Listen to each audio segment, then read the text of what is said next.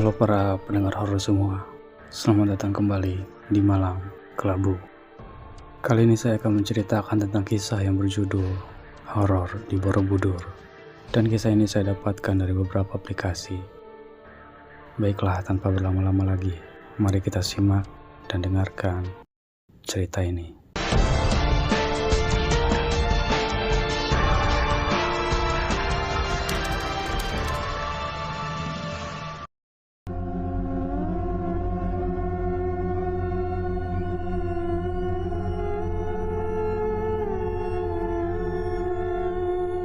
Perkenalkan, nama saya Antoni, asal dari Bandung.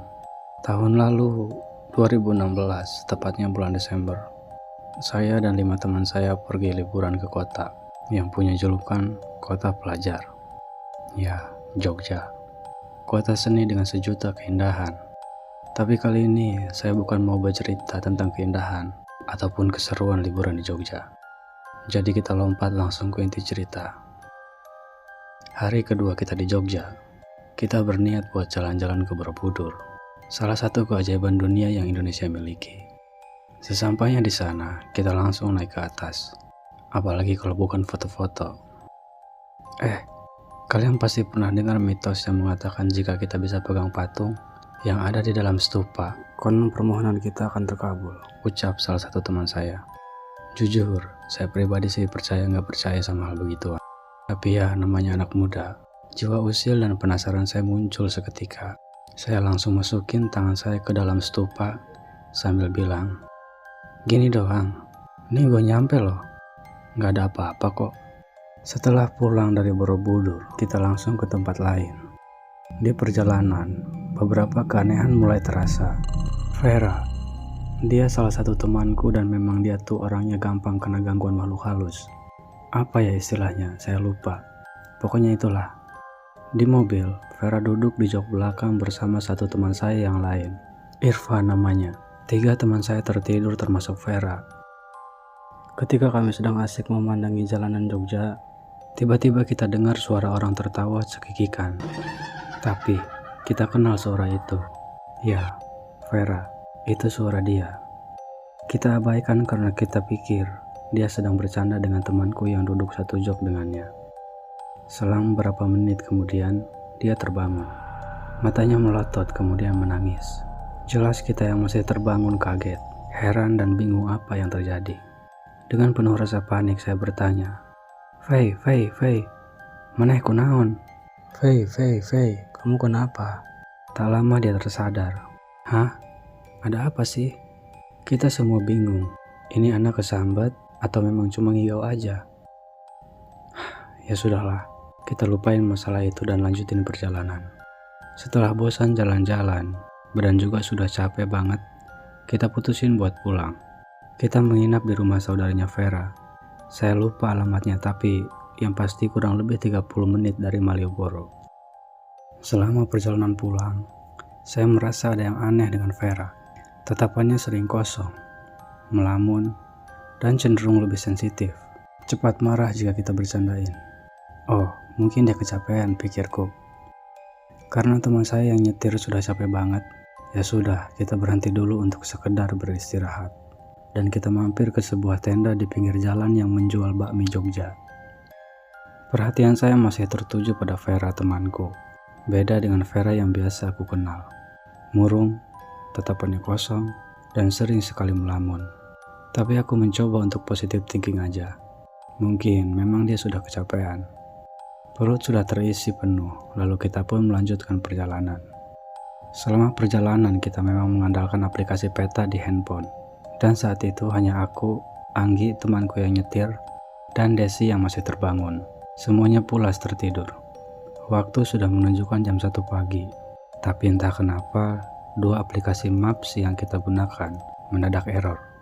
Yang satu bilang ke kanan, yang satu lagi bilang ke kiri. Kita bingung harus ikuti petunjuk yang mana. Intinya, kita nyasar dan gak tahu ada di mana.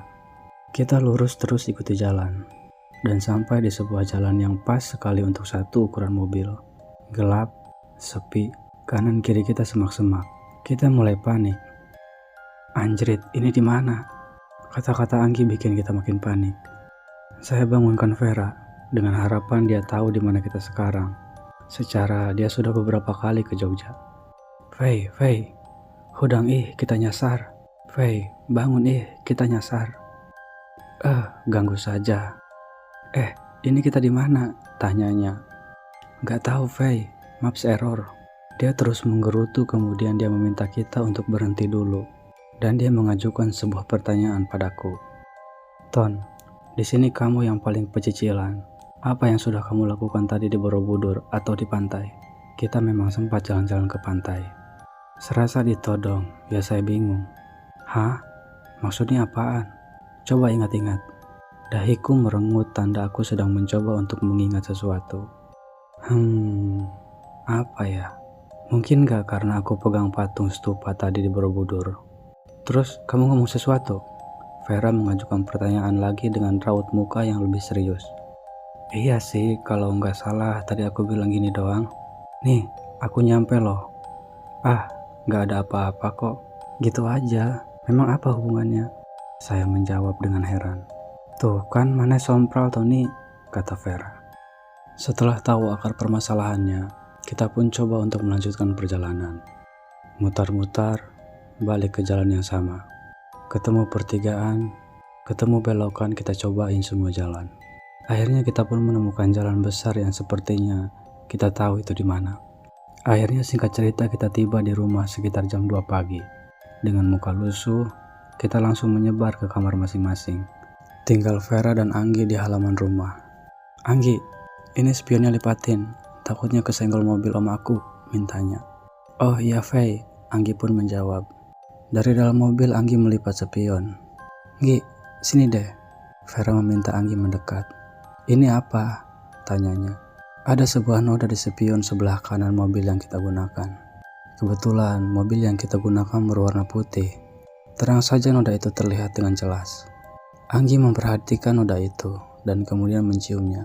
Pelan dia menjawab, ini mah darah Fei. Vera terdiam. Dengan muka datar ia bicara.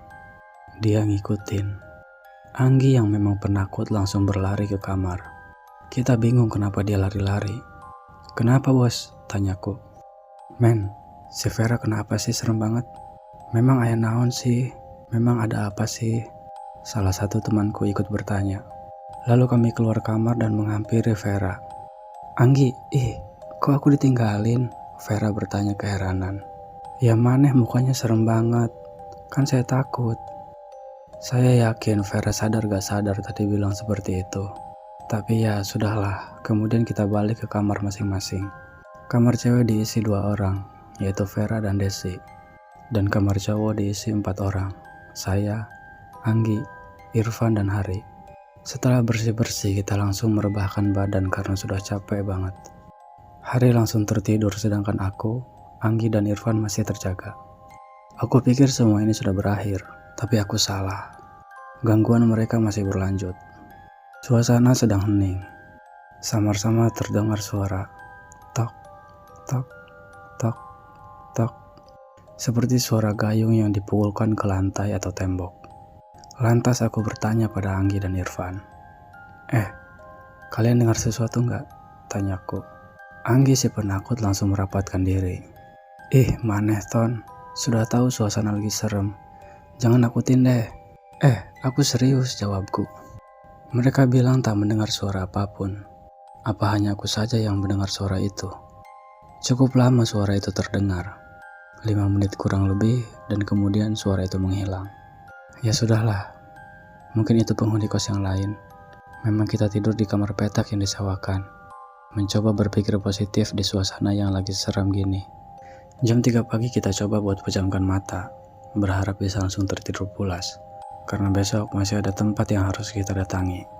Memang dasar si Anggi penakut. Dia terus mengganggu, berusaha agar membuat aku terus terbangun. Ton, jangan tidur dulu dong.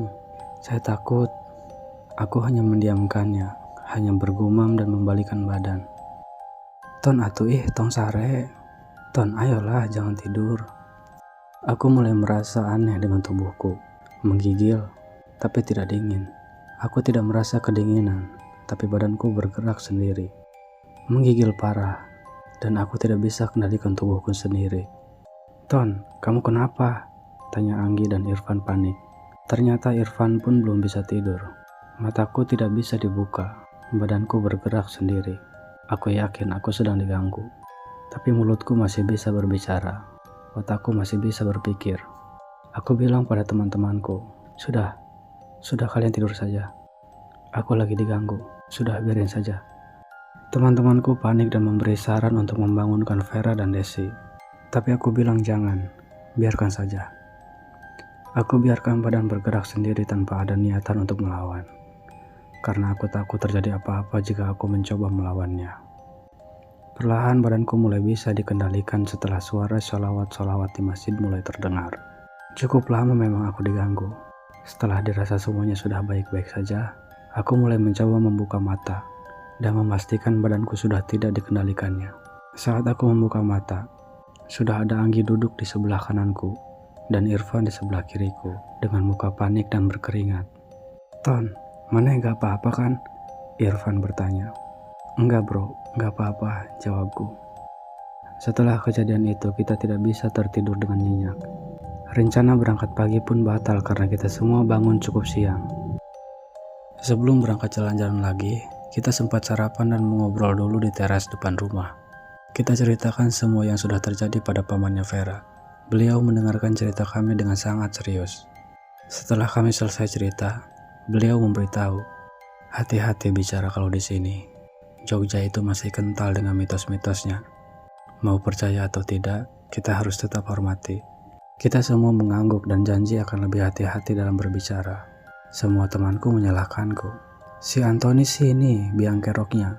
Gelak tawa terdengar kembali, seakan lupa apa yang sudah terjadi dari kemarin. Setelah dirasa cukup kenyang, kita beranjak dan siap-siap untuk bersenang-senang kembali. Tapi sebelum berangkat, pamannya Vera menghampiriku dan memegang pundakku. Entah apa yang ia katakan. Yang aku mengerti hanya ada kata maaf dari kalimat yang ia katakan. Mungkin dia sedang memintakan maaf untukku, agar tidak diganggu lagi, tapi menggunakan bahasa Jawa. Kemudian ia berkata, "Hati-hati di jalan, mulutmu, harimaumu." Aku hanya bisa mengangguk. "Oh, iya om." Mulai dari itu, gangguan sudah berakhir. Kita bisa jalan-jalan dan menikmati suasana Jogja tanpa gangguan.